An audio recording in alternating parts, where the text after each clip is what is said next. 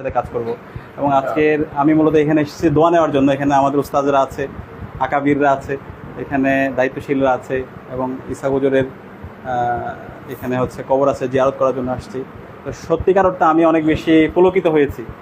এবং আমি সমৃদ্ধ লাইব্রেরি দেখছিলাম, এখানে যে সংগ্রহে যে কিতাবগুলো আছে, তো আলটিমেটলি এখান থেকে কিন্তু নলেজের উৎপাদন হয়।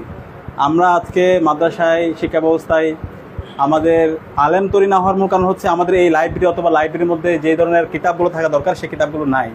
তো কিতাবের সংস্পর্শ না থাকার কারণে আলটিমেটলি আমাদের যেভাবে কিতাবে আলেম তৈরি হওয়া দরকার, যেভাবে নজটা ভালোভাবে বোঝা দরকার, সেটা হয় না। তো এখানে এসে যে পরিবেশটা আমি দেখতে পেয়েছি, শিক্ষার পরিবেশ এবং এলমের জন্য প্রতিযোগিতা, যে ফিকির মেহনত, এটা আমাকে অনেক বেশি উদ্বুদ্ধ করেছে, প্রাণবন্ত করেছে। তো আমি আশা রাখবো চরমোনায় এখানে অসাধারণ যে একটা বাগান, সেই বাগানটা সারা দেশব্যাপী ছড়িয়ে পড়বে ইনশাআল্লাহ। আর আমি সবার জন্য, সবার কাছে আমাদের জন্য দোয়া চাই, এবং এর সাথে আমাদের এখানে ডাকসুর নেতৃবৃন্দ এসেছেন, তাদের জন্য দোয়া চাই। এবং আমরা আশা রাখছি ইনশাআল্লাহ আমরা সবাই একসাথে মিলে আমাদের যে গন্তব্য, আমরা জ্ঞান, আমল, নৈতিকতায় সমৃদ্ধ হয়ে হেরার আলোয় আমাদের এই সমাজকে আমরা উদ্ভাসিত করবো ইনশাআল্লাহ। আসসালামু আলাইকুম রহমতুল্লাহ।